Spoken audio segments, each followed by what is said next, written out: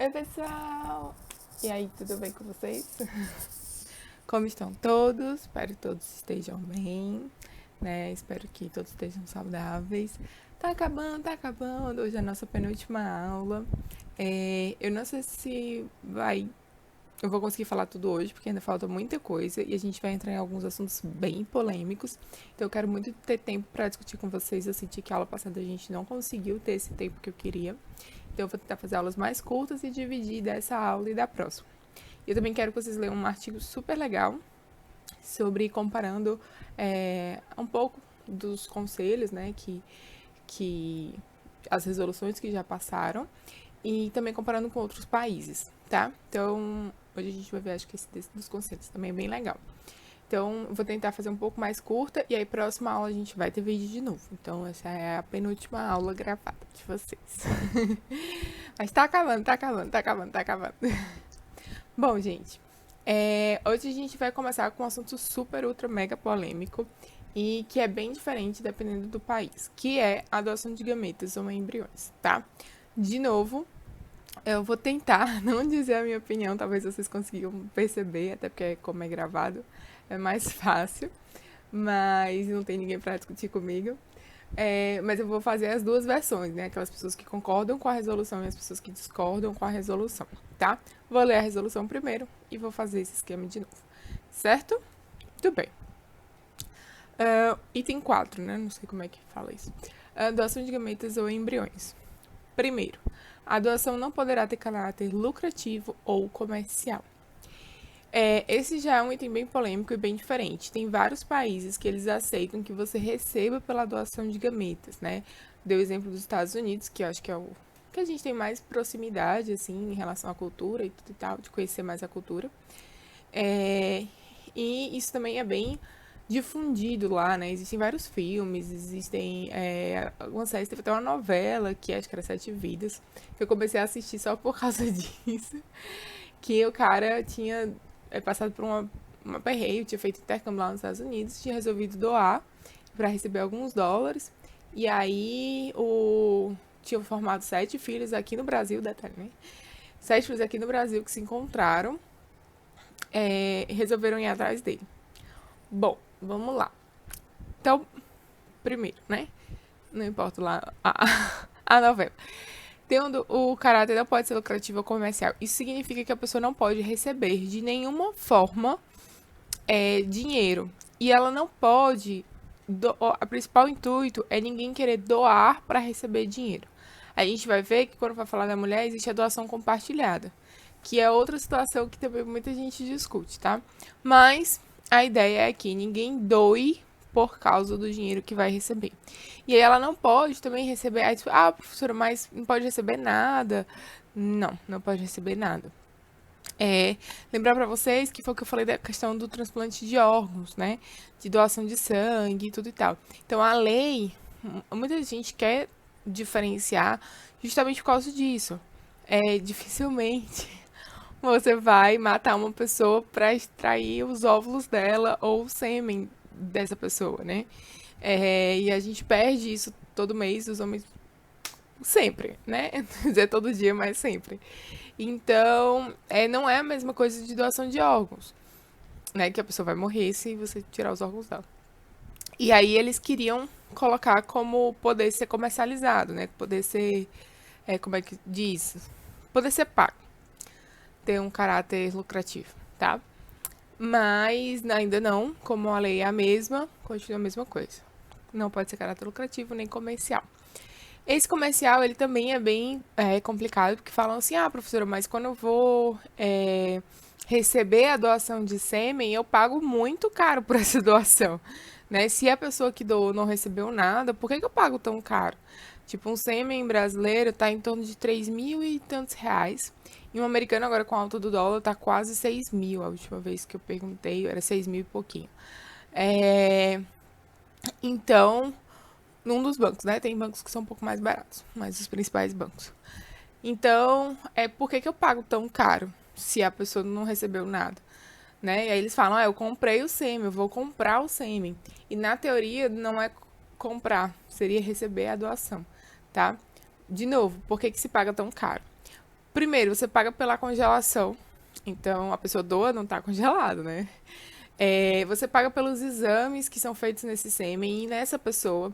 Então, tem pessoas que doam com o intuito de fazer um check-up, porque é feito uma série de exames na pessoa para saber se ela tá bem. Você paga pelos profissionais que trabalharam naquilo. Então, o profissional que, tipo assim, que perguntou, que fez o questionário, pessoal, o profissional que processou e tudo e tal. Você paga pelos exames de sorologia, pelos exames feitos no sêmen. Eles fazem agora cariótipo, que tornou o sêmen muito caro. Foi quando começaram a pedir cariótipo, porque ainda é um exame caro, na época era muito caro. Hoje em dia já não é tão caro assim, mas na época era muito caro e aí vários bancos de sêmen fecharam por causa disso. Que mais?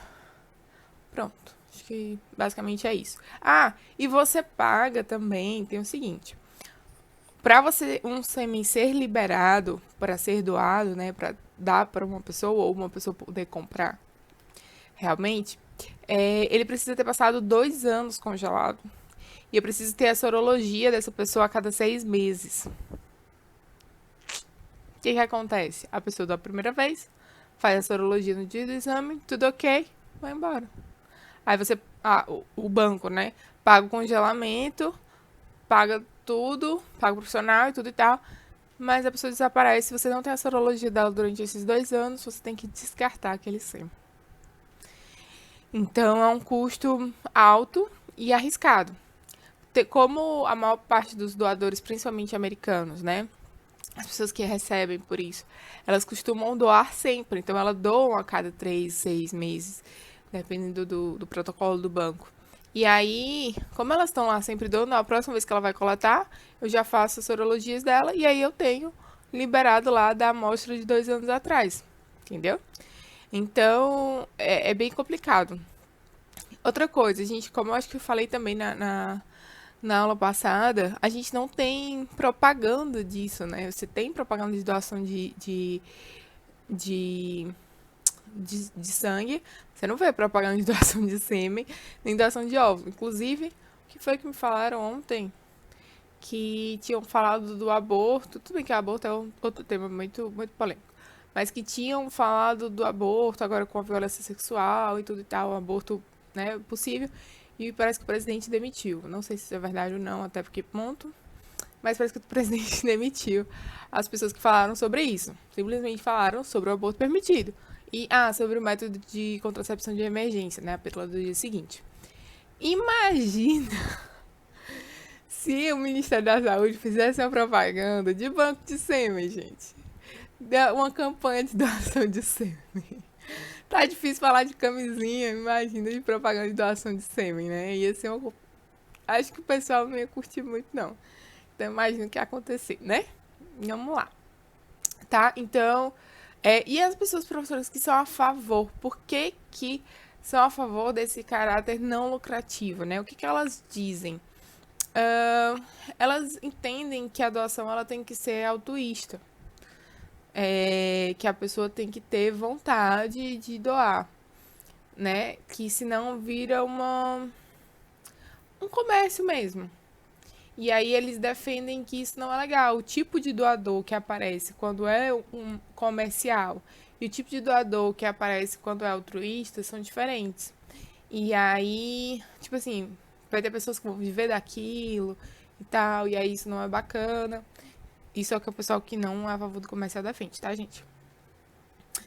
Também a comercialização, então, tipo, vou pagar mais pra uma pessoa alta, loura e forte, vou pagar menos pra uma pessoa que não que não tem essas características, estão bem dotadas, certo? Então, tipo assim, eles defendem que o altruísta é melhor, o paciente, o doador altruísta, quando você faz uma pesquisa do tipo de doador, é um doador melhor. Bom, qual é a consequência disso? A consequência é quando a gente vai pedir hoje, né? Quando a gente vai pedir a lista de sêmens possíveis para serem liberados no Brasil, você tem 10, 12 doadores liberados, né? Principalmente para FIV. Para FIV não, para inseminação, que tem que ser o sêmen melhor. Que a gente sempre pede inseminação. E aí, às vezes, eles têm que mandar 2, 3 palhetas, porque o sêmen não chega, assim, a 5 milhões de recuperados, entendeu? Então, não é um sêmen tão bom e tem uma quantidade muito pequena. Quando tem muitos, tem 20 doadores, né? No Fairfax, gente, eu vou mandar o link pra vocês do Fairfax. Tipo assim, tem 300 doadores, entendeu? Liberados. E tem todos os tipos, todas as características possíveis e imagináveis. Fica menor quando você fala de orientais e de negros. Porque lá no Fairfax. Porque eles ficam, tipo, principalmente oriental, aí é uma lista acaba sendo menor. Realmente tem uma quantidade menor de doadores. Acho que pela quantidade de pessoas mesmo, lá nos Estados Unidos, né? Mas se for, que é o que o povo pede aqui, caucasiano, dos olhos claros, é. Ave Maria. Tem demais. Tem demais, tem demais, tem demais. Né? E aí a pessoa pode escolher por várias coisas. Só contando história, porque vocês gostam das minhas histórias, né? A parte mais divertida da aula. Teve uma paciente, lá no Fairfax a gente pode escutar o som do doador falando. Eles fazem tipo entrevista, essa entrevista é gravada e é colocada no site. Então você escuta o doador falando. E aí, tem uma paciente que ela não entendia muito bem inglês. Não que eu entenda muito bem. Mas ela não entendia quase nada. E ela era muito segura e tal. Ela ia fazer independente, tudo. Era produção independente. E ela perguntou, eu posso ir pra clínica, tu me ajuda? Eu disse, ajudo, que eu souber, eu te ajudo. Tá bom. Aí a gente ficou lá escolhendo. Gente, muito engraçado. Aí ela, não gostei dessa voz, não. Não quero esse, não. Que voz horrível. Aí tá. Aí daqui a pouco ela mandava assim. Aí tem perguntando do que a pessoa morreu, do que os avós morreram, se são vivos, se já morreram de quê, se tem alguma doença na família, se, tipo assim, os ancestrais da pessoa, né? Tipo assim, a família de onde e tal. Aí ela vem, não, esse aqui, o avô teve diabetes. Meu filho vai ter diabetes também? Não quero, não. Aí eu disse, minha senhora, mas assim, pessoas mais velhas terem diabetes é muito comum. Pode ser pelo estilo de vida dele, não necessariamente é genético. E são pessoas mais velhas, não é o cara que tem diabetes, é o avô dele que tem diabetes. Aí ela, não, quero não, meu filho vai ter diabetes, quero não. Aí eu, tá bom. Aí, vamos ver o outro. A outra tinha fumado maconha. Nos Estados Unidos é uma coisa bem comum também. Os jovens usarem, né, da maconha. E aí, tinha a pergunta se você já tinha usado alguma droga. Aí ele falou que já tinha, não era mais usuário. Tava postando aqui, acabando a bateria. Sim, não era mais usuário, mas já tinha fumado.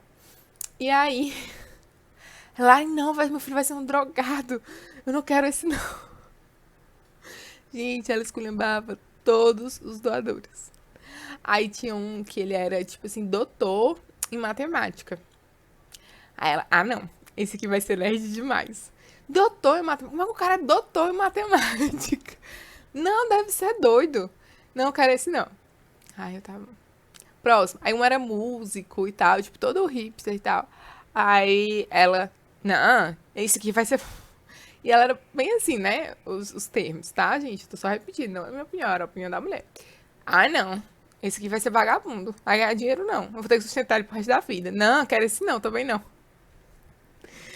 Aí eu, meu nossa senhora, como é que ela vai escolher? Gente, eu sei que eu passei umas 3 horas com essa mulher e ela não escolheu. Aí ela disse, não, eu não tô conseguindo escolher, não. Vou pra casa, meu irmão sabe um pouco de inglês e ele disse que vai me ajudar. Aí eu disse, tá certo. Aí no outro dia ela volta com as escolhas dela. Aí ela disse, eu adorei esse aqui. Vê se tem esse, porque ele é a cara do meu ex-namorado. A cara do meu ex-namorado. E eu vou achar massa que vai se parecer com ele. Aí eu, tá bom, tudo bem, senhora. Cara, aí não podia o avô ter diabetes, mas podia ser a cara do ex-namorado dela. Enfim, cada um escolhe o parâmetro que quer pra decidir esse sêmen, tá? Mas é sempre uma graça. Pra vocês terem noção, lá nos Estados Unidos, para as pessoas de lá você pode escolher não. A gente vai chegar lá também. Não doar. Não, chegar eu falo. É outra história de outro paciente. Mas vamos lá. Pronto, já cheguei. Os doadores não devem conhecer a identidade dos receptores e vice-versa.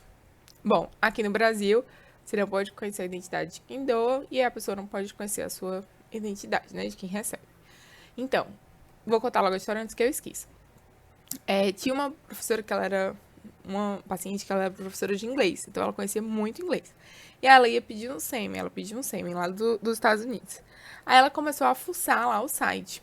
E o site brasileiro, que tem pro brasileiro, ele é parcialmente traduzido, tá? Eles estão cada vez mais conseguindo traduzir mais, mas ele é só parcialmente traduzido. E ele tem uns links pro site americano. E aí, como ela sabia muito inglês, ela foi fuçando o site e acabou no site americano. E no site americano, você tem a opção de escolher pessoas não anônimas. Inclusive, de ver foto das pessoas, ver foto quando é criança. Aí você paga a mais e aí tem direito a ver não sei quantas fotos das pessoas, ver foto criança, ver a entrevista completa, porque o site que não é pago, tudo eles, né, recebem dinheiro. Então, o site que não é pago, né, ele dá só algumas partes da entrevista. Quando você vai pro site pago, você tem direito a ver a entrevista completa. Tem uma série de regalias lá dentro do site. Eu sei que ela pagou. Aí ela chegou lá, escolhendo, mostrando a foto e tal. Aí eu disse, senhora, então, a senhora conhece muito bem inglês? A senhora sabe muito bem inglês? Ah, sei.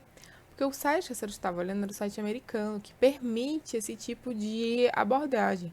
O site brasileiro, você não pode, para vir para o Brasil, a doação tem que ter sido anônima. E aí, esses que a senhora escolheu provavelmente não são. Eu vou conferir, realmente não eram. Mas você tinha que ter escolhido anônimo. Aí ela, sério, eu paguei vários dólares por isso. Aí eu falei, mas tinha que ser anônimo. Pra vir pro Brasil não pode ser. Então lá nos Estados Unidos, eles têm 3 opções, se eu não me engano. Uma, ser anônimo, completamente anônimo, então nunca quero saber. Tem a opção de quando você quiser, tipo assim, que você quiser saber, né? Você manda uma carta pro doador, e aí se na época ele quiser saber, o banco entra em contato. Se na época ele quiser saber, ele diz que quer conhecer. Se ele não quiser conhecer, ele nega e pronto. Então, meio que ele posterga essa decisão. E tem um que não, que a identidade dele é liberada. Pode mostrar quem ele é e ele tá de boa com isso, tá? Lembrando que, tanto lá quanto aqui, você não pode pedir nada a esse doador. Ele é um doador, então as pessoas às vezes confundem, querem... Lá na novela mostrava isso, as pessoas queriam que ele fosse o pai delas. E aí ele falava, gente, eu doei porque eu queria ajudar as pessoas, eu não queria... Não quero ter filho, não, vocês não são meus filhos, eu não decidi ter filho, não. E aí se criava muito essa imagem de que seria um pai. E aí não é pai, né? Tipo assim, a gente tem que tentar dissociar o que é o pai, a mãe, do que é o doador biológico, né? Então, o que é pai? Se decidir ser pai, então, os pais adotados, inclusive, né? Acho que as pessoas que são adotadas, elas conseguem transparecer muito isso. Porque aquela outra pessoa, ela não é seu pai e sua mãe, né? Muitas vezes até não queria ter filhos também, aconteceu por acaso e acabou dando para adoção.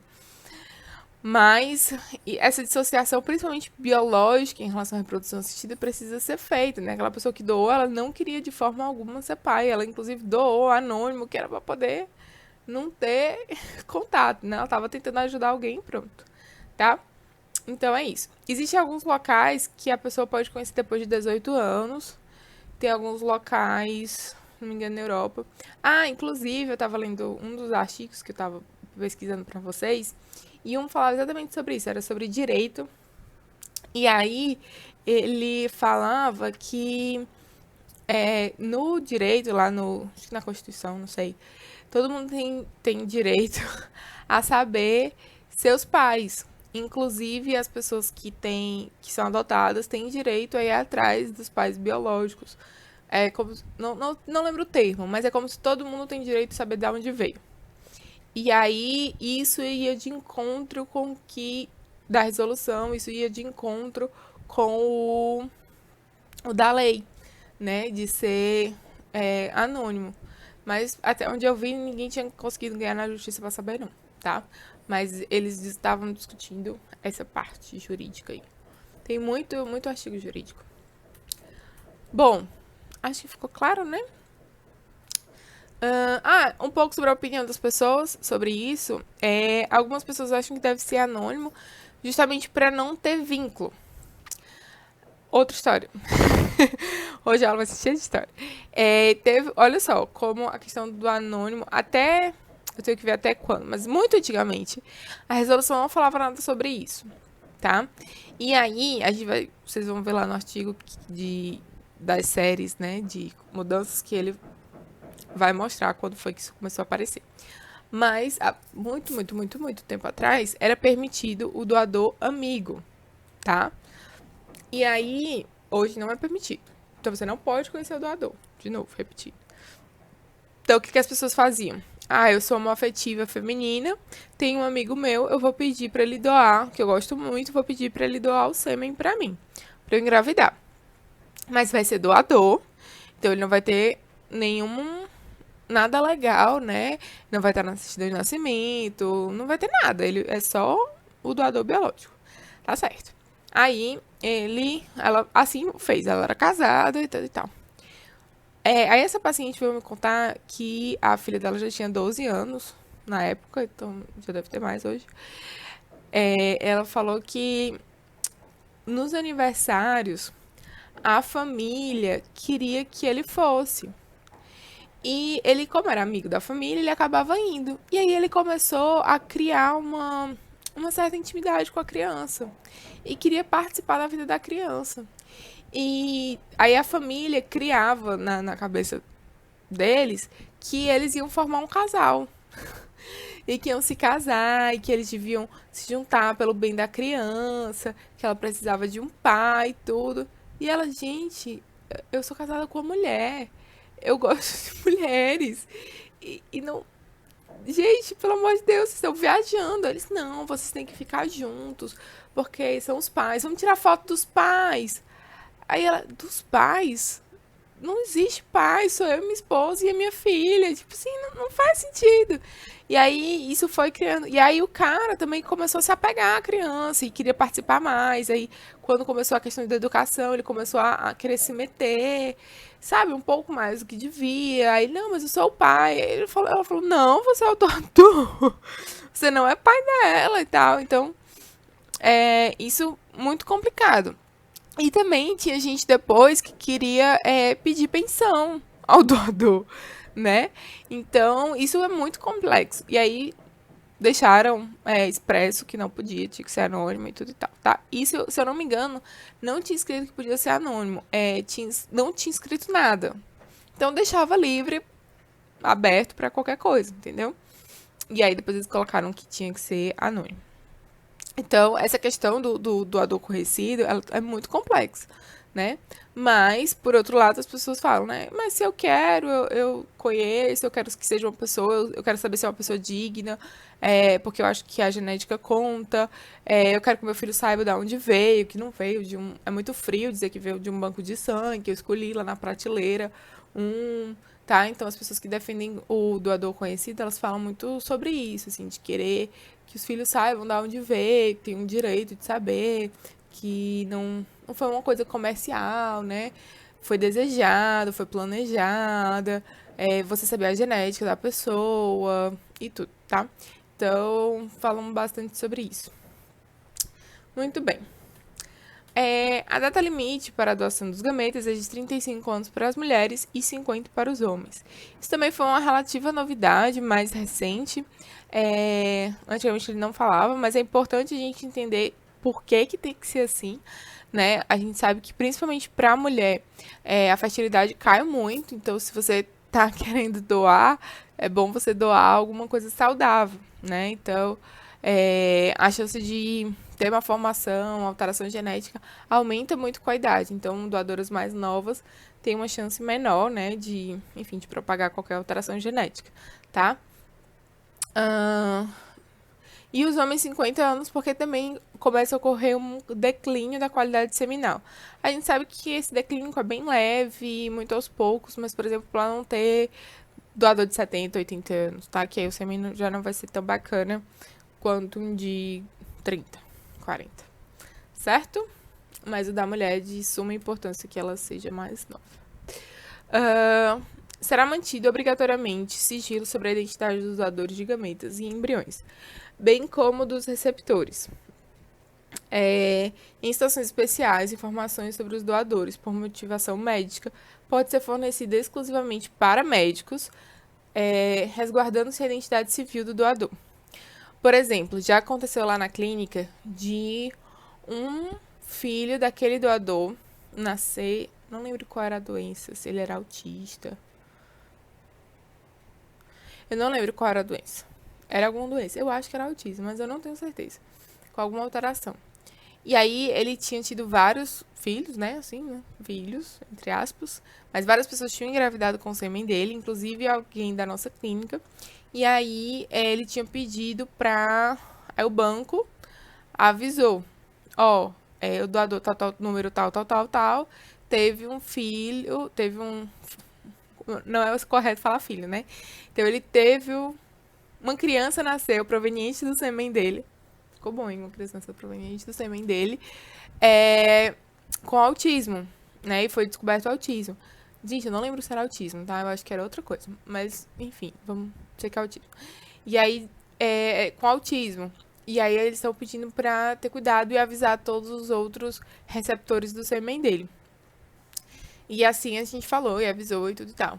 Aí a paciente ficou bem preocupada e tudo, mas a gente falou, ó, foi né? Tiveram vários outros que nasceram saudáveis e tudo.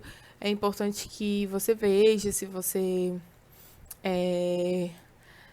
enfim, faça um acompanhamento mais próximo com o seu filho, com o pediatra, ver se ele apresenta alguma coisa.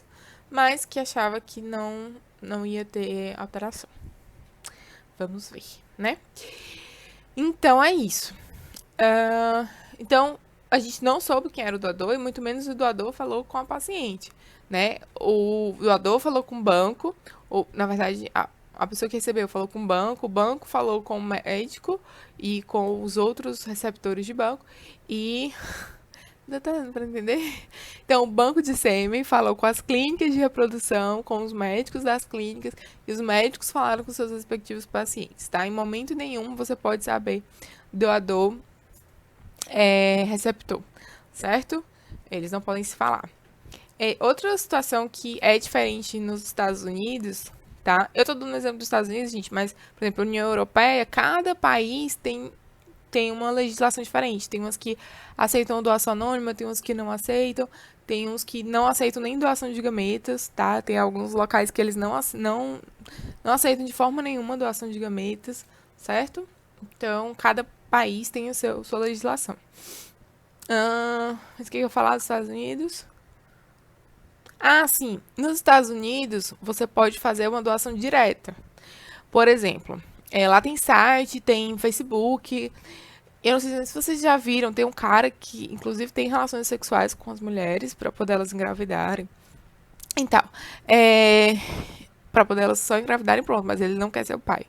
Isso aqui no Brasil dá uma confusão danada, porque, tipo assim, mesmo você sem querer ser pai, você tem que assumir o filho, né? Então, isso me dá muita confusão. Bom, mas voltando. Lá você pode fazer doação direta. Então, tipo, o cara pode colher e dar pra mulher. Entendeu? E aí tá aqui. Toma e a mulher dá o dinheiro. Aqui no Brasil isso não é permitido. Tanto porque você não pode conhecer, como você não pode nem você não consegue nem comprar o sêmen direto do banco. Então, por exemplo, eu, Paula, quero ter filho e não tenho. Quero uma produção independente e vou comprar um sêmen. E vou colocar em mim, né? Descongelo aqui em casa e boto. Não pode, tá? Eles não vendem direto. Eles só vendem para um centro de reprodução assistida. Então você tem que ir no centro de reprodução assistida. O centro de reprodução assistida vai entrar em contato com o banco de sêmen e vai pedir o sêmen deles, tá? E aí depois que chegar lá no centro de reprodução assistida é que você vai poder fazer esse procedimento. Você não consegue comprar direto, tá? Tem que ter CNPJ, tem que ter um centro cadastrado, tem um contrato do centro de reprodução com o banco de sêmen para fazer o acompanhamento e tal. Então, não é tão simples aqui. Aqui realmente é bem mais burocrático, tá? As clínicas, centros ou serviços onde são feitas as doações devem manter de forma permanente um registro dos dados clínicos de caráter geral, características fenotípicas e uma amostra do material celular dos doadores de acordo com a legislação vigente, tá? Então, é importante, você tem que colocar lá, né? Tem que ter pelo menos uma amostra. Geralmente eles guardam uma parte do sêmen, tá? Principalmente os bancos de sêmen, né? Quando é óvulo, às vezes guardam o sangue. Mas tem que manter uma amostra guardada para que, por exemplo, depois de 5 anos eu descubro que peguei HIV, né? E aí meu marido disse que nunca me traiu, eu nunca traí, eu não trabalho com saúde, não tenho risco ocupacional. Vou lá no banco, no centro de reprodução assistida, dizer que peguei do doador ou do centro. Aí o centro tem lá como provar, olha, tá aqui a amostra da pessoa, ela não tem HIV, então a gente vai contactar, pedir um novo exame e não vai dar negativo. Então o centro meio que tem como provar isso, tá? E um registro, claro, de geral, de ficha do paciente, com endereço, com as características dele, até para dizer, por exemplo, usou doador tal, meu filho nasceu asiático e eu escolhi um doador brasileiro, caucasiano e tal. Meu filho nasceu asiático. Aí ele, não, vai lá, tá aqui, ó. Seu doador de sêmen era esse, a característica deles era esse e tudo e tal. Acho que houve algum problema aí, né? Então, tem que manter lá o registro por bastante tempo, tá? Na região de localização da unidade, isso é importante. Na região de localização da unidade, o registro dos nascimentos evitará que um doador produzido mais de 2 gestações de crianças de sexos diferentes em uma área de 1 milhão de habitantes. O mesmo doador poderá contribuir com quantas gestações forem desejadas, desde que em uma mesma família receptora. Então vamos lá, entender bem isso aí. O que ele fala? Que eu posso ter 2 crianças com sexos diferentes, ou seja, uma menina e um menino, para cada 1 milhão de habitantes. Não é isso? Isso. 1 milhão de habitantes. Ou seja, em Fortaleza, que tem 3 milhões de habitantes, eu posso ter 6 crianças, 3 do sexo masculino e 3 do sexo feminino. Se nascer 5 crianças só do sexo masculino, não tem problema. Eu posso continuar recebendo a doação para cá, para Fortaleza, desse sêmen, tá? Porque são 5 meninos, não tem como eles, geneticamente falando, se reproduzirem, né? Então, aumentar de alguma forma, qual é o cuidado que eles querem ter, né? Acaba que todo mundo tem um gene recessivo de alguma doença.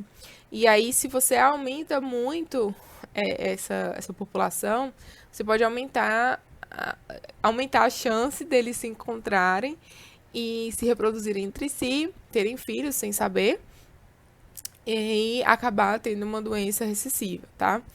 Então, é isso que eles querem evitar. O que acontece?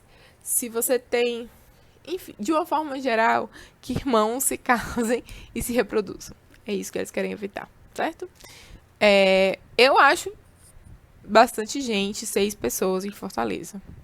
Não sei se vocês têm essa sensação, mas pra mim, Fortaleza é um ovo, né? Eu ainda acho muita gente. Mas tudo bem. Professora, por que pode sendo da mesma família? Porque como eles são da mesma família, eles serão criados como irmãos. Então, dificilmente, irmãos, sabendo que são irmãos, eles vão se casar e procriar, não é mesmo? Já pessoas que se conhecem aleatoriamente e não sabem que são irmãos consanguíneos, né, geneticamente falando, elas podem se encontrar e ter filhos, certo? Então é isso que eles querem evitar, tá bom? Então, acho que é isso. de uma forma geral, era isso, né? Então, essa é a norma. Toda vida que tem uma gravidez, que nasce uma criança de um doador, a gente tem que avisar lá pro banco de sêmen, eles anotam, vê o sexo, e aí passam a não liberar mais aquela amostra para aquele local, tá? Mas, por exemplo, pro Ceará poderia, para outra cidade poderia, certo? E aí isso vale para sêmen e para óvulo também. Então, uma mulher que é doadora de óvulos, aqui em Fortaleza, ela só pode nascer da doação dela, né? Enfim, 6 crianças de sexos diferentes, né? 3 e 3. Mas, por exemplo, pode ser Mossoró, em Sobral, no Cariri, tá? Se for, não tem problema, ela pode continuar doando. Deu pra entender, né? Espero que sim. Bom, vamos continuar então. Essa parte não é muito polêmica, eu acho que todo mundo regula. Acho que a única polêmica é se deveria ter mais cuidados ainda ou não, tá? Gente, vou beber só uma água, só um instante. Bom, gente, voltamos. Vamos lá pro próximo ponto, sétimo, né? A escolha das doadoras de óvulos é de responsabilidade do médico assistente. Dentro do possível, deverá garantir que a doadora tenha a maior semelhança fenotípica com a receptora. Bom, acho que já falei isso um pouco para vocês na aula passada, mas aqui no Brasil a gente não tem. Na verdade, não ter agora é complicado, mas a gente tá começando a ter, melhor falando, banco de óvulos, tá? Isso já existe em outros países há bastante tempo, mas aqui no Brasil a gente não conseguia ter isso. Então, acho que dos últimos 2 anos pra cá que o pessoal conseguiu, principalmente pela possibilidade de estocar mais esses óvulos e tudo. Bom, o que eu quero dizer pra vocês? É que a gente não tem muitas doadoras. A gente tem uma grande quantidade de pessoas querendo receber, mas a gente não tem uma grande quantidade de doadores. Por quê? Porque não é tão simples, né, quanto o sêmen. Então não é só chegar lá, eu quero doar meus óvulos, pega aqui, pronto. Toma aqui meus óvulos num potinho. Né? É um procedimento invasivo, requer indução da ovulação, requer a captação, analgesia, risco de peristímulo. Então, é um processo mais complexo, né? E aí, a quantidade de pessoas que doam é muito pequena. Eu vou passar para o próximo porque tem tudo a ver, tá? Na verdade, o outro, 9, né? Fala assim, é permitida a doação voluntária de gametas, bem como a doação identificada como doação compartilhada de óvulos em reprodução assistida, em que a doadora e a receptora, participando como portadores de problemas de reprodução, compartilham tanto o material biológico quanto os custos financeiros que envolvem o procedimento de reprodução assistida. A doadora tem preferência sobre o material biológico que será produzido. Tá, então vamos com calma aqui. O que ele fala? Que é o que é permitido aqui no Brasil e que é o que mais acontece, tá? É que por exemplo, eu tenho um problema de infertilidade, eu e meu esposo, né? Eu posso ter a tuba uterina obstruída, por exemplo, ou então meu esposo tem uma quantidade muito pequena de sêmen e tal, e a gente não queria conseguir ter filhos se não for para uma X. Porém, a gente não tem dinheiro. E aí, a gente vai num centro de reprodução assistida. Só que eu sou novinha, tenho menos de 35 anos, né? E me cadastro em doação de óvulos. E aí tem uma mulher mais velha que tem condição financeira, mas não tem óvulo. Então tem 45, 48, 49 anos, né? 50. E aí ela quer os óvulos.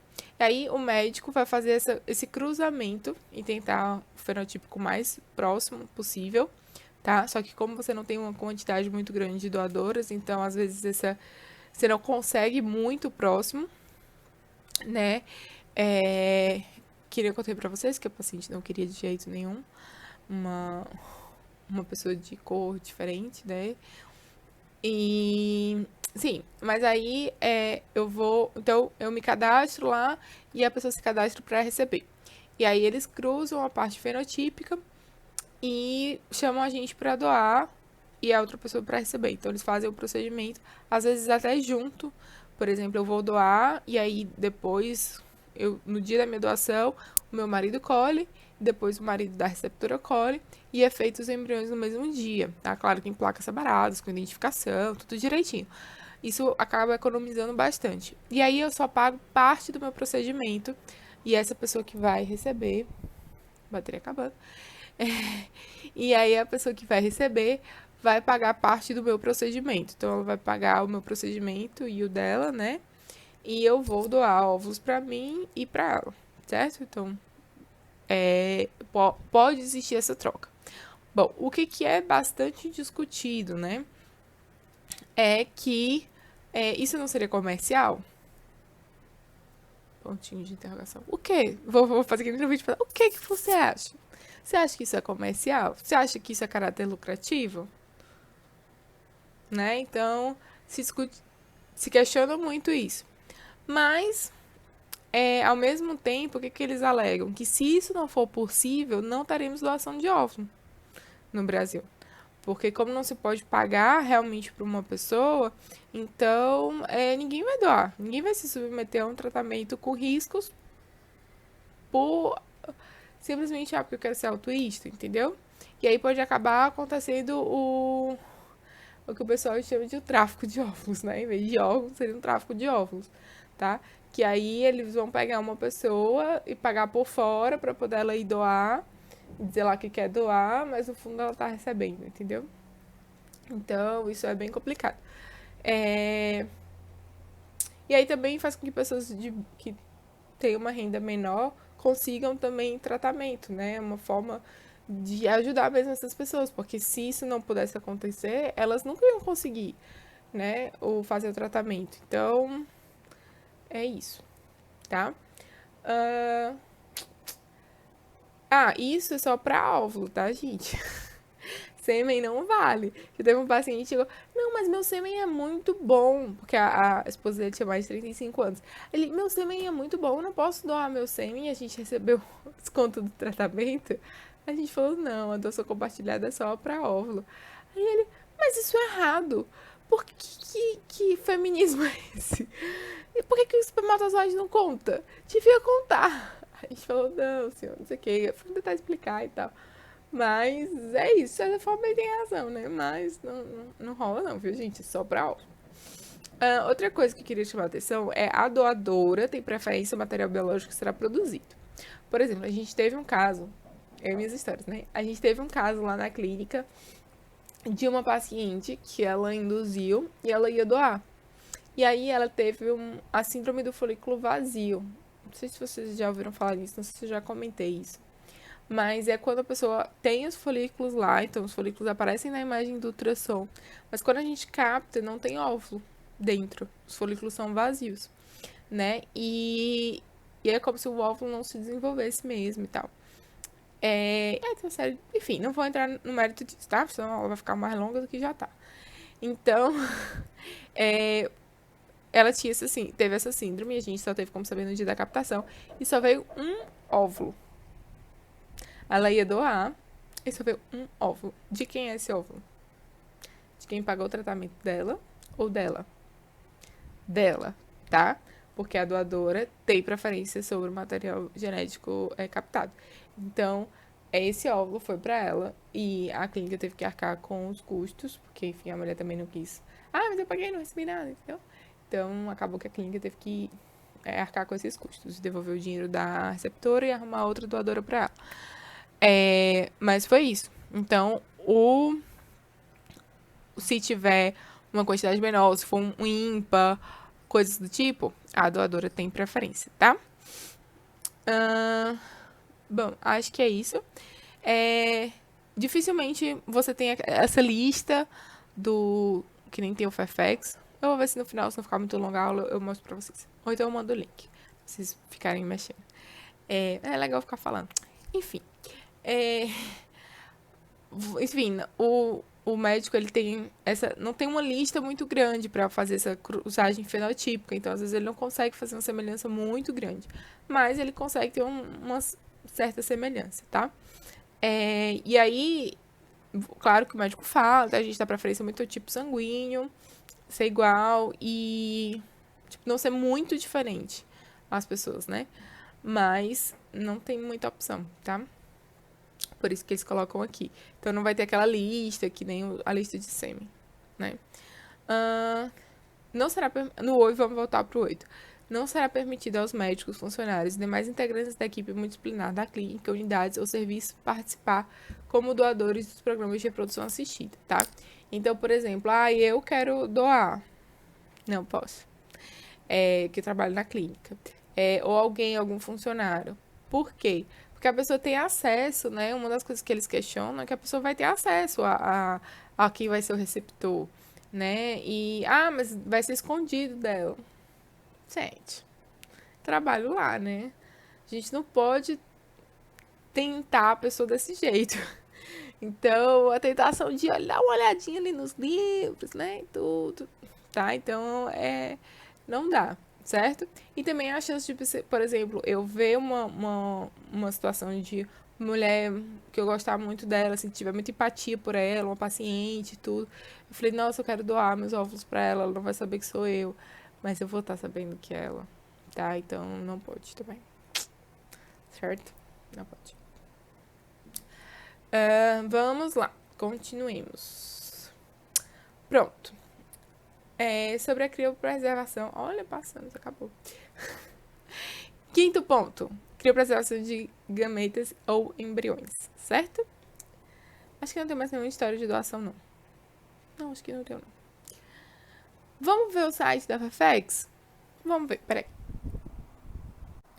Pronto, gente, ó. Esse é o site da FAFEX Criobem, tá? Que é o que a gente usa lá na clínica. Mas tem vários outros, Califórnia e tal.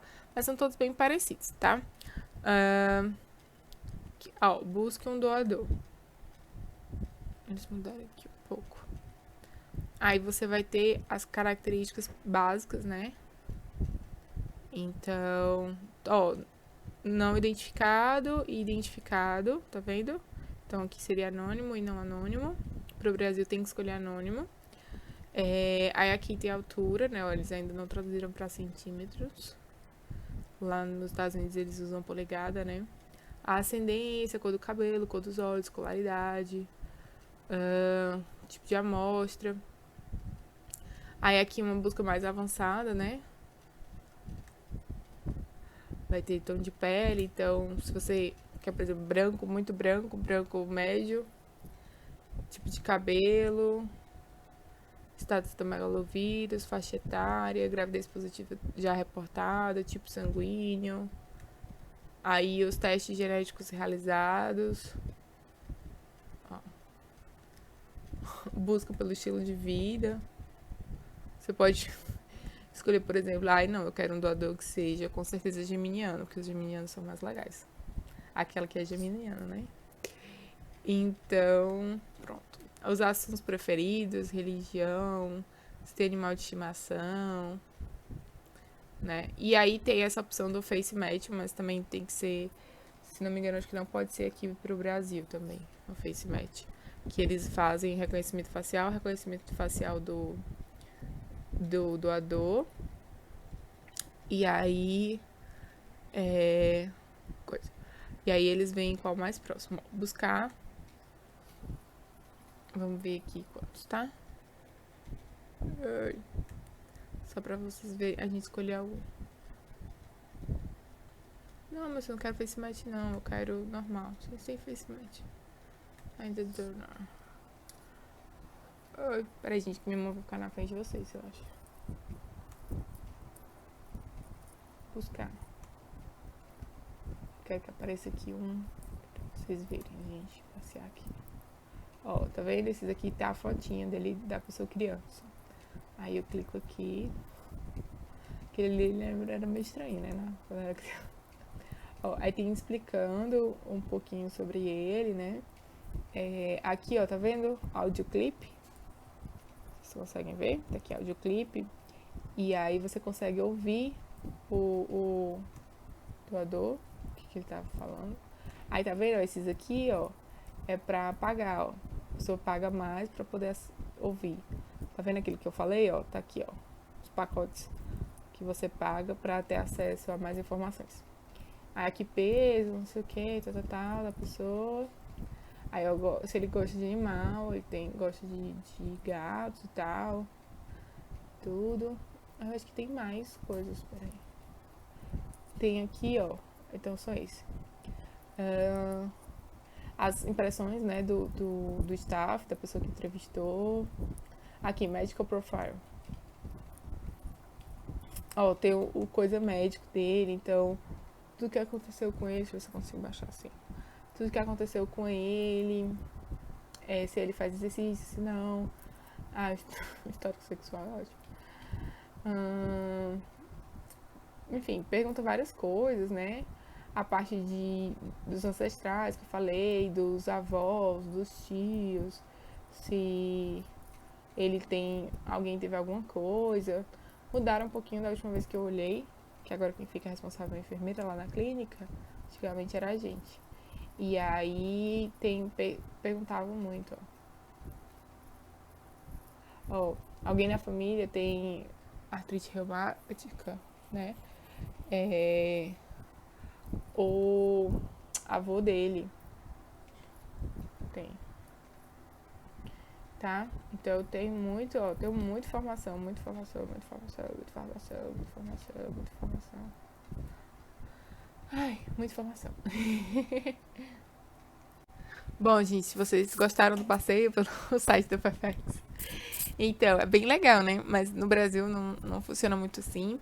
Eu vou ver se eu peço uma coisa, a tabela lá do Banco de Sêmen daqui do Brasil, lá do Albert. E aí, gente, Procide o nome do banco, do brasileiro. Eles mandam só uma tabelinha, um link com uma tabelinha do tipo do Excel, dizendo, eu acho que eles dizem basicamente o que o paciente faz, altura, idade, se é formado ou não, peso, idade, peso, altura, cor do cabelo, cor dos olhos, e isso, e profissão, eu acho. Mas é tipo assim, umas 15 características. Vocês viram o tanto de coisa que tem no Fairfax, né? Se você ficar mexendo, nossa, é muita coisa. E aí, às vezes, os pacientes preferem, ou a maioria dos pacientes preferem o Fairfax, tá? Ui. Se não... Bom, é isso. Bom, vamos embora. Se alguém quiser, tiver curiosidade de entrar, é Fairfax Cryobank, tá? Brasil. Aí você entra lá no site. Vocês viram que ele não é todo traduzido, né? Mas tem umas partezinhas traduzidas. Vamos, que senão a aula vai ficar muito longa. Muito bem. Como se vocês estivessem me pedindo, né? Criopreservação de gametas ou embriões. Item 1. As clínicas, centros ou serviços podem criopreservar espermatozoides, óvulos, embriões e tecidos gonádicos. Então, lembra que a gente falou de tecido ovariano? Pode congelar, tá? Espermatozoides, embriões e tal. Isso acho que não tem nada para ser discutido, né? Só que eles podem ser preservados. O número total de embriões gerados em laboratório será comunicado aos pacientes para que decidam quantos embriões serão transferidos a fresco, conforme determina esta resolução. Os excedentes viáveis podem ser criopreservados. Por que ele fala como determina essa resolução? A gente viu lá no começo que até 36 anos só 2 embriões, até 39, 3 embriões, acima de 40 pode ser 4 embriões, tá? Então, deve ser dito ao paciente quantos embriões eles produziram, e aí eles vão decidir de acordo com a resolução. Então, por exemplo, uma pessoa que tem 34 anos, ela pode escolher transferir 1 ou 2, mas não mais que 2, tá? E aí, quantos devem transferir a fresco, e os excedentes viáveis devem ser criopreservados. Isso também já foi bem discutido anteriormente, né? Na primeira resolução falava que todos deveriam ser criopreservados, mas hoje já se sabe que eles não... Os embriões, né, que pararam seu desenvolvimento, então a gente congela a maioria das vezes em blastocisto, pode congelar em D3 também, mas se eles pararem o desenvolvimento, pararem a clivagem ou tiverem uma quantidade muito grande de fragmentação, eles não resistem à criopreservação e não vão resistir muito menos à descongelação. E aí não são congelados, tá? Hoje em dia já não se congela mais embriões muito ruins, né? Só se congela embriões melhores, tá? Que são viáveis, né? Que a gente sabe que vão conseguir resistir tanto à criopreservação, mas como também depois eles vão se dividir e vão ter uma grande chance de gerar gestação, tá? Embriões que a gente sabe que não vai gerar gestação, não faz sentido criopreservar, né? Até por custo pela paciente, tá? Muito bem. No momento da criopreservação, os pacientes devem manifestar sua vontade, por escrito, quanto ao destino a ser dado aos embriões criopreservados em casos de divórcio, dissolução da união estável, doenças graves ou falecimento de um ou de ambos, e quando desejam doá-los. Gente, isso é bem importante. Na verdade, não é que seja tão importante, porque não tem muita discussão sobre isso. Qual é a discussão? Os pacientes não fazem. Eles não querem decidir isso. É muito complicado, porque imagina, tu tá querendo ter um filho, e aí tu vai discutir com o teu parceiro o que vai acontecer com esses embriões caso você se divorcie. Imagina a discussão que foi gerar. Vai ficar com quem? E aí vai ficar com a tua mãe? Aí tu vai ter um filho com outra, se tu separar de mim, aí já não vão ter mais um filho, né? Mas então, eles evitam muito conversar sobre isso. Muitos deles não preenchem lá o que a gente pede. A gente colocou no termo pra ver se eles preenchem, mas eles não curtem preencher, tá? Mas eles têm que preencher, porque depois, quando acontece, vem reclamação de que não se sabe o que fazer. Né? A gente tem sérios problemas em relação a isso. Então, às vezes, os embriões ficam lá, principalmente embrião, óvulo e sêmen é mais tranquilo. Mas embrião, às vezes, ele fica lá, a gente não pode jogar fora, não pode doar, porque o paciente diz que ainda quer e que tá, às vezes, vai para a justiça para poder decidir o que vai acontecer. Então, é bem complicado, tá? Os pacientes devem manifestar sua vontade por escrito, né? Em relação ao divórcio, é um dos mais complicados deles coisarem, mas nesses graves ou falecimento, então, se eles falecerem, eles querem que seja descongelado, ou não querem deixar na custódia de um avô, de uma prima, se um outro... e o pós-morte, né, que também é uma coisa que eles não gostam muito de falar, mas é importante. Você pode, por exemplo, eu e meu esposo, se ele deixar por escrito, tá, que ele quer, ele deixa se ele falecer, Deus me livre, se ele falecer, os nossos embriões vão ficar comigo sobre a minha guarda e eu posso ter nossos filhos, tá? Vai ficar a minha decisão. Se ele não deixar isso por escrito, eu não posso usar esses embriões. Inclusive, passando fantástico, um casal que era exatamente assim, que eles tinham tido um filho por produção assistida, tinha embriões lá, mas o esposo não tinha deixado e a mulher estava entrando na justiça para tentar usar esses embriões, tá? Então, se ele não deixar por escrito, não pode utilizar. A mesma coisa para sêmen e óvulo. Tipo assim, se o homem congela o sêmen e ele deixar uma declaração que caso ele faleça, ele quer que deixar para a esposa e a esposa vai decidir se quer usar ou não, ele pode fazer isso e ela pode usar. Se ele não deixar, esse sêmen tem que ser descartado e ela não pode utilizar, tá? Inclusive, sobre isso, foi tão assim, porque teve uma paciente que aconteceu isso. O marido deixou o sêmen e ele veio a falecer. Se eu não me engano, era por câncer, por isso que ele congelou o sêmen. E ela é um caso bem antigo. Quando eu cheguei, já estava rolando o caso. E ela começou a tentar usar o sêmen, ela tinha 40 anos, tipo 38, 39. Eu lembro que era uma faixa assim já difícil. E aí ela entrou na justiça. Eu sei que quando ela conseguiu juridicamente ter direito a usar o sêmen, que ela chegou lá com a cartinha judicial e tudo e tal, não sei o que, ela tinha tipo assim 46, 47 e ela não tinha mais óvulo. Tipo, a gente foi tentar estimular e não tinha mais óvulo. E aí a gente falou, ó, você vai precisar de doação de óvulo. Ela falou, se eu vou precisar de doação de óvulo, eu queria ter um filho com meu marido, mas pra ter assim, eu vou adotar uma criança. Aí a gente, tá bom. E aí assim ela fez. Então acabou sendo bem triste, porque ela lutou quase 10 anos, se eu não me engano, por isso, pra poder usar o sêmen. E não conseguiu no final, né? Então foi bem triste esse caso, porque se eu tivesse deixado a declaração, tinha dado tudo certo, tá? Mas só que eles não dificilmente deixam. Então as pessoas têm muita dificuldade de pensar no futuro, pensar que o pior pode acontecer, né? Então, se vocês forem fazer reprodução, deixem a cartinha, se vocês quiserem, tá? Se também não quiser, não deixa a cartinha, vai dar certo. Muito bem. Os embriões criopreservados com 3 anos ou mais poderão ser descartados se esta for a vontade expressa dos pacientes. Então, isso é uma coisa nova dessa resolução. Sim, é em relação dos abandonados, tá? Ai, meu cabelo, minha boca.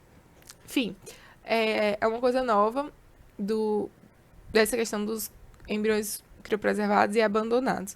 Na resolução passada, ele já falava que poderia ser descartados, certo? Se eu não me engano, tô pensando aqui se falava, acho que já falava, que eles poderiam ser descartados se os pacientes deixassem expressos que queriam descartar, tá?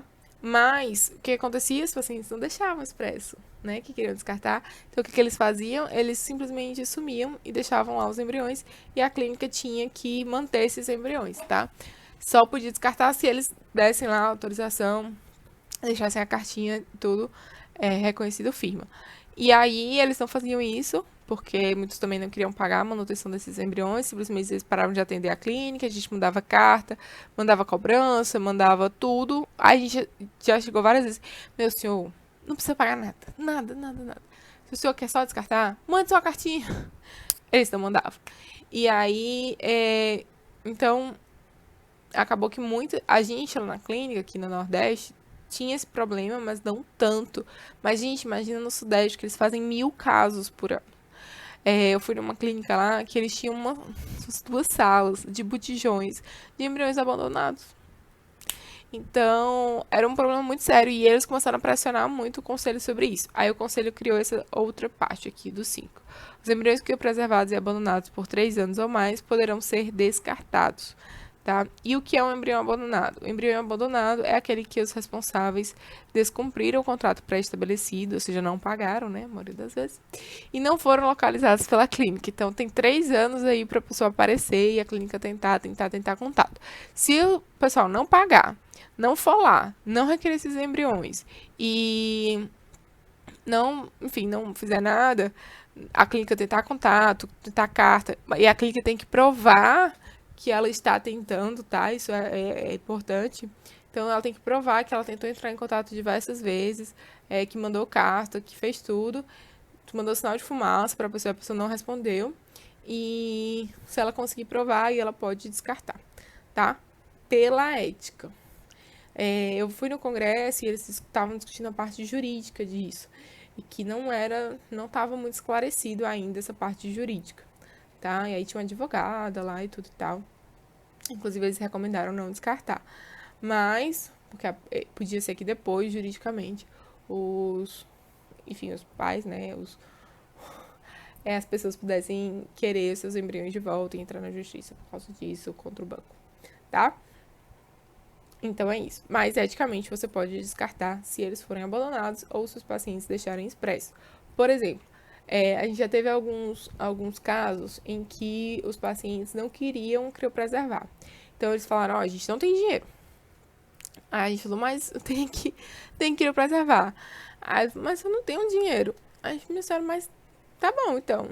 Aí o que aconteceu? A clínica tomou prejuízo, né? Criopreservou os embriões. A paciente engravidou, às vezes de gêmeos, de triplos.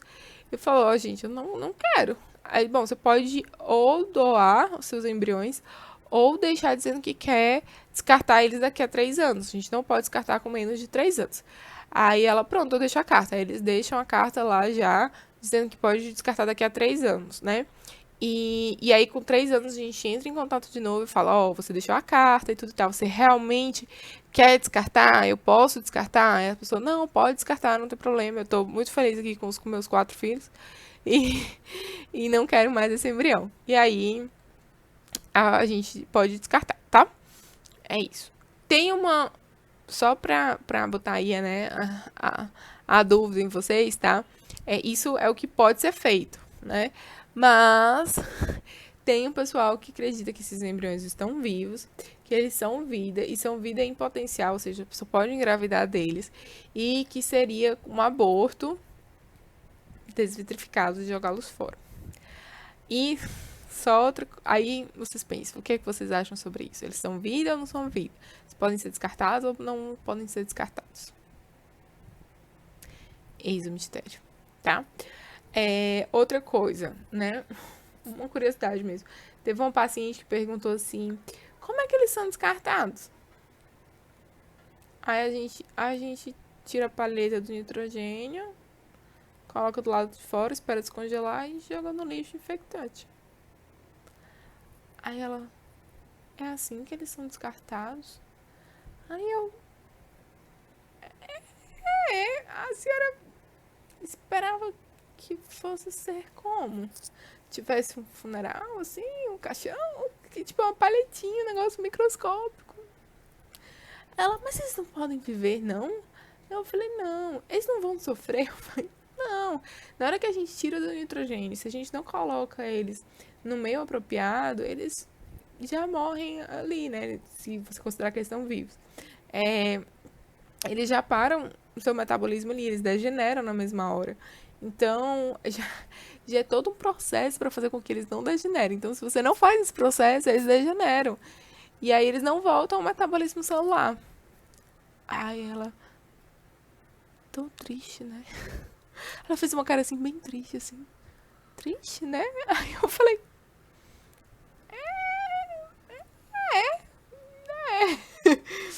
e o outro foi um que foi do sêmen. E aí, mas essa história era triste mesmo. O filho faleceu e tal, e tinha congelado o sêmen, ela foi levar. Aí eu falei assim: ó, a senhora quer ver o que a gente tá descartando mesmo, tá descongelando, os criotubos com o nome dele e tudo e tal? Aí ela: eu quero ver. Aí eu: tá bom. Aí, tipo assim, eu tiro, né, lá do nitrogênio e levo lá no isoporzinho pra mulher ver. Ó, a gente tá aqui, tá descongelando e tal, ele vai descongelar, a gente vai jogar no lixo. Ela: eu posso ficar vendo? Pode. Se a senhora quiser, inclusive, levar pra casa, a senhora pode. Mas o ideal é ele ser descartado no lixo, né, apropriado. Aí ela: posso ficar vendo um pouco? Aí eu: pode, senhora. Aí deixei lá, ela lá. Aí foi tão triste, porque eu acho que era ainda o símbolo do filho dela, né? Enfim, foi triste. Bom, mas chega de história triste, né? Peraí que eu vou enxugar minhas lágrimas. Bom, gente, eu não queria encerrar com essas histórias tristes. Ai, que horror. Não fiquem tristes, tá? A gente vai discutir um pouquinho mais no Meet agora. Vou passar o artigo que eu quero passar pra vocês. Leiam o artigo. Tá, mesmo que você não vá... Enfim, que você não lê agora, porque eu sei que tem uns que não leem agora. Mas leiam depois, certo? Que é muito importante pra vocês entenderem e pra prova também. Então é isso. Eu vou ficar por aqui, porque a aula já tá muito longa. Eu fui ver os vídeos agora. Já tenho bastante tempo, então a aula já tá longa. Eu não quero me estender tanto. Apesar de eu já acho que a aula foi mais leve, porque eu contei várias historinhas pra vocês. Mas ainda faltou a parte de diagnóstico, genético pré-implantacional. E a parte de sessão temporária do útero, que fica para a próxima aula, tá bom? Beijo no coração de vocês. Fiquem com Deus, que dê tudo certo. Boa semana. Estudem, tá? Leiam o artigo. E aí, vamos ficar agora com as dúvidas e as discussões. Tchau!